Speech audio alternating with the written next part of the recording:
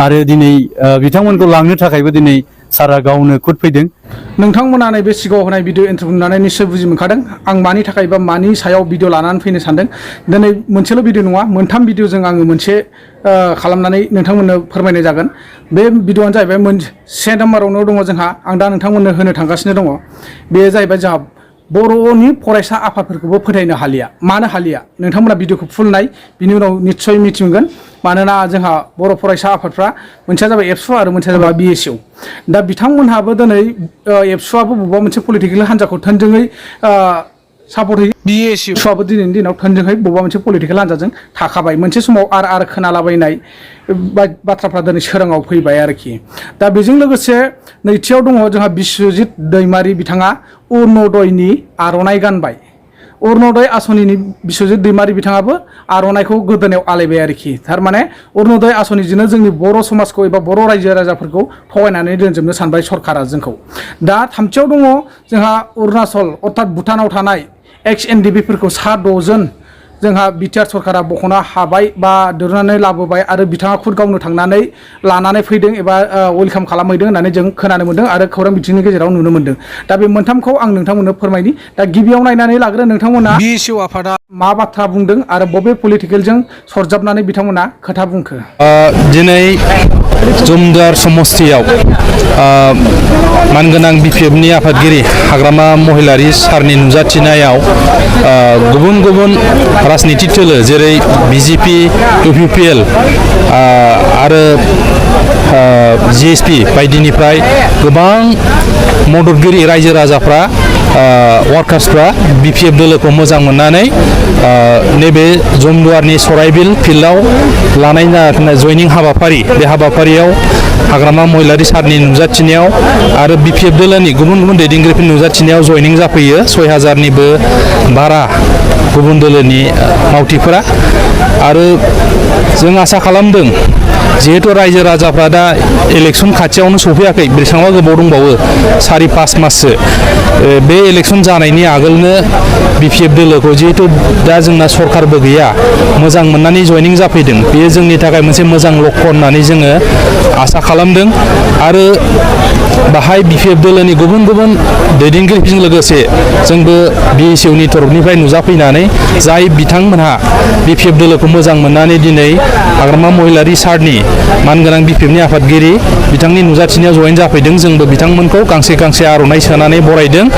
आरो फैबाय थानाय समाव बिथांमोननि हेफाजाबजों जमदुवाराव एबारबो 2025आव जानो गोनां जिथु बिटिसिनि बिसायख'थि, बेहाय जोङो बिराद मोजाङै जाफुंसारनो हागोन बा देरहासार जानो हागोन, जों बेखौ आसा खालामदों। आरो दिनैनि जयनिं जानाय हाबाफारियानो जोंनि बिटिसि इलेक्सननि थाखाय बिपिएफ दोलोनि जानाखि मावनाय खामानि बेयो आराम्भ जाबाय होननानै जोङो घोषणा खालामनो हायो। बेनिफ्रायनो गुबुन गुबुन समस्तियाव जयनिं हाबाफारिया जालांबाय थासिगोन। आरो जोङो आसा खालामदों जेबायदि रायजो राजाफोरनि दानि गभर्नमेन्टनि सायाव खुद्रिनाय, बिथांमोना इलेक्सननि आगोल जा खोथा होदोंमोन रायजो राजानो मावना होनो थाखाय, बेफोरखौ मावनो हायैनि, साख्रि बाख्रिनि समस्या समाधान खालामनो हायै, जोंनि शिक्षा बेबस्था बा जोंनि गुबुन गुबुन थिकादारफोरनि समस्या, बिटिसि ओनसोलनि जानाखि रायजो राजाफोर दा गोबां जेंनायाव भुगिनांनानै दं। बैफोर जेंनाफोरखौ, समस्याफोरखौ दानि सरकारा प्रमद बर' मानगोनां बिटिसिनि चिफ बिथांनि दैदेननाय जानाखि सरकार, बे सरकारा समाधान खालामना होनो हायैनि रायजो राजाफ्रा गोबां खुद्रिनाय, रागा जोंनाय अबस्थायाव दङ। आरो बिथांमोना जोंखौ समस्ति लायै समस्ति जयनिं जानो थाखाय खावलायहरबाय थानायखौ जों मोनदों। आरो बिथांमोनखौ बेबायदिनो जायगा लायै जायगा जयनिं हाबाफारिनि गेजेरजों जोंनि बिपिएफ दोलोआव जयेन खालामनाय जागोन। आरो जोंनि दला फैबाय थानाय समाव सक्तिशालि रुपाव बिटिसि इलेक्सनाव कन्टेस्ट खालामनानै जों देरहागोन, जों बेखौ आसा खालामदों। दानिया नोंथांमोना नुनो मोनबाय बा खोनानो मोन बिएसइउ आफादा बबे पलिटिकेलजों लोब्बा लानानै बाथ्रा बुंखो। बिथांमोना बिपिएफ हान्जानि जानानै थोंजोङै सापर्ट होबाय आरो थोंजोङै खामानि मावलांनो थाखाय रेडि जाबाय बा साखाफारा जाबाय। जेरै इउपिपिएल सरकारजों एबसुआ सापर्ट होबोगासिनो दङ आरो बिजेपिखौ सापर्ट होबोगासिनो दङ, थिग बेबायदिनो बिएसइउ आफादाबो बिपिएफखौ सापर्ट होनो थाखाय जानजि खाफ्राबाय एबा थिरांथा लाबाय।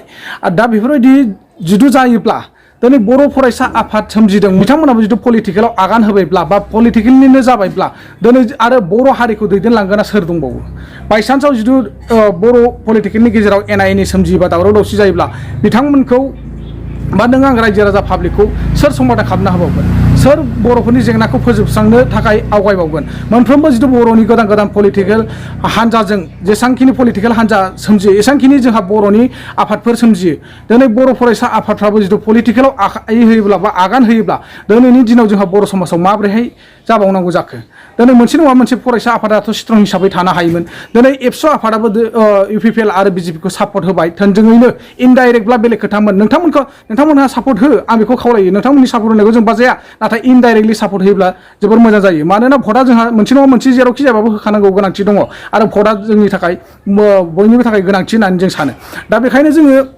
आंनि लुबैनाया बिसो नोंथांमोना बेफोरबायदि जिथु पलिटिकेलाव थोंजोङै आगान सुरजोबोब्ला बा आखाइ होजोबोब्ला दिनै आरो जोंनि फरायसा आफादा बहा थाबावखो सोर दंबावो जोंहा फरायसा आफाद गैला बिदिब्ला फरायसा आफादा बायलांजोब्बाय मोननैबो बायजोब्बाय आं नैखौसो माने बुंनो सानदों जुदि माबाफोर रं जादोंब्ला गोरोन्थि जादोंब्ला नोंथांमोना निस्सय निमाहा होगोन दानिया फै जोङो बिस्वजित दैमारि सारा मा बाथ्रा बुंदों आरो अरुणोदयनि थाखाय मा खौरां फोसावदों नोंथांमोना गुवारै खोनासंनानै लादो आरो बिस्वजित दैमारि सारा मानि खारनाव अरुणोदय आसनिनि आर'नाइ गोदोनायाव आलायनानै लाखो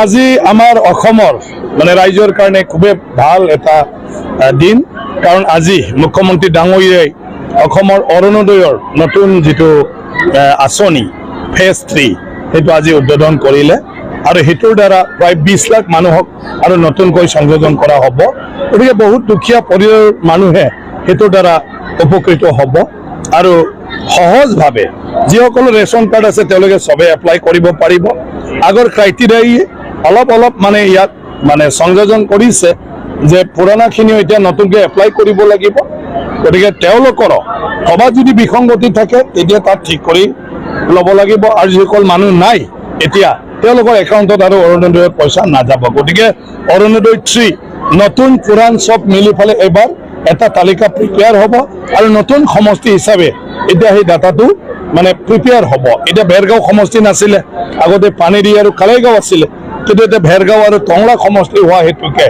এতিয়া সমষ্টি ৱাইজ ইয়াৰ তালিকাটো প্ৰিপেয়াৰ হ'ব আৰু সেইমতে কথাটো পাব এতিয়া আমাৰ ওদালগুৰিত 55,000 আমি পাইছোঁ এডিশ্যনেল গতিকে 4টা সমষ্টি গতিকে কমেও 10-12 হাজাৰকৈ কম বেছি পৰিমাণৰ যদিও আছে তথাপিও 10-12 হাজাৰকৈ এটা সমষ্টিত নতুনকৈ আমি পাই যাওঁ আৰু এটা সমষ্টিত আমাৰ 30-35 হাজাৰতকৈ বেছি বেনিফিচিয়াৰী হৈ যাব গতিকে এইখিনি হৈ গ'লে যিখিনি বাকী থাকি গৈছে এইটো আপোনাৰ 10-12 হাজাৰ পৰিয়াল এইটো বহুত ডাঙৰ কথা 10-12 হাজাৰ পৰিয়াল आसामनि chief minister doctor Himanta Biswa शर्माया अरुणोदय आसनिजों जोंनि बर'फोरखौ थगायनानै दोनगासिनो दङ बेखौ हेमन्त बिश्व शर्मा थगायनायखौ बिस्वजित दैमारि साराबो दिनैसिमबो मिथिनानै मोनाखै आरो जोंनि बिटिआरनि चिफ बिथांमोनाबो रावबो हमदांनो हायाखै मानो होनना बुङोब्ला अरुणोदय आसनियासो जोंनि थाखाय बर'फोरनि थाखाय बिराद गोनांथि बा मोनसे गिदिर इस्यु जाबाय नामा हा बे अरुणोदय आसनि गैयाब्ला जोंनि बर' हारिया बा बर' समाजा थैनानै थांजोबसिगोन नामा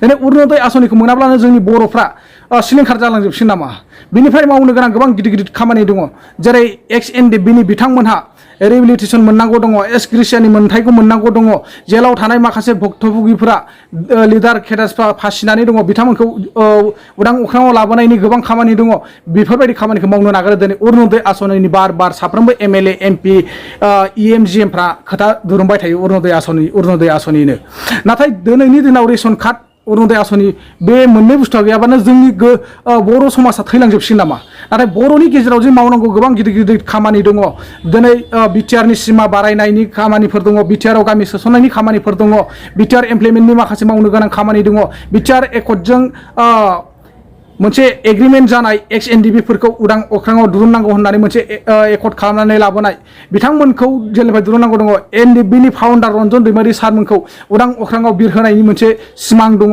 नैबेफोरखौ मावग्रोनो नागारै सामायन' खामानिफोरखौसो संसार नाङै फोलागासिनो दङ आरो संसार नाङै फेमास खालामगासिनो दङ बे अरुणोदय आसनिया मोनजायाब्ला थैगोन नामा सोरबाफोर निश्चय कमेन्ट सेक्सनाव फोरमायहर। दा जोबथारनायाव फैदो, दानिया जोंहा भुटानाव थानाय एक्स NDFB फोरनि सुबुंफोर होननानै फोसावजादों आरो फोरमायदों। जोंहा प्रमद बर' साराबो माखासे ससियेल मिडियानि गेजेरजों बुंदोंमोन, नाथाय दिनै एक्स NDFB फ्रा बिथांमोनखौ एक्स NDFB आफादगिरि होननानै जों खोनानो मोन्दों बा मिथिनो मोन्दों। बिथाङा रिसिभ खालामहैदों बा वेलकाम खालामहैदों। लोगोसे बिटिआरनि चिफ प्रमद बर' साराबो थांनानै वेलकाम खालामहैदों।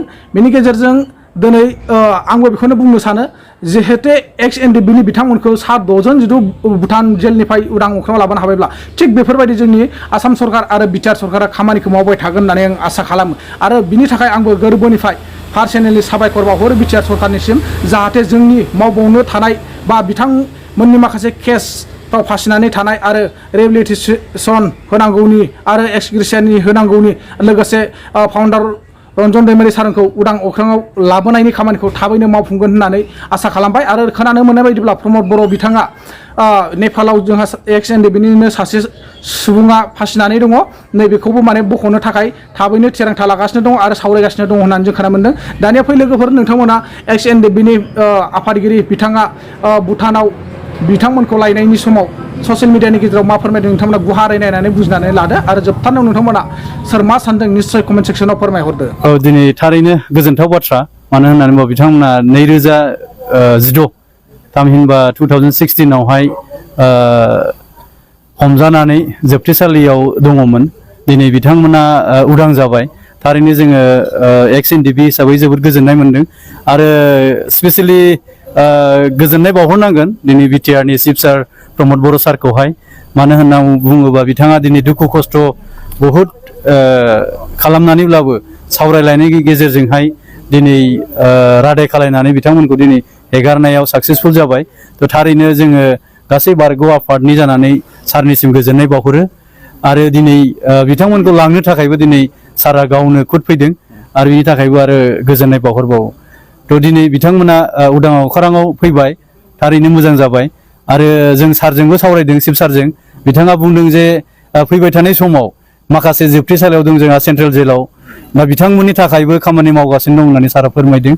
आरो थाबैनो बिथांमोननि उदां अख्राङाव फैनायाबो बेयो रोखा जानो थांगासिनो दङ।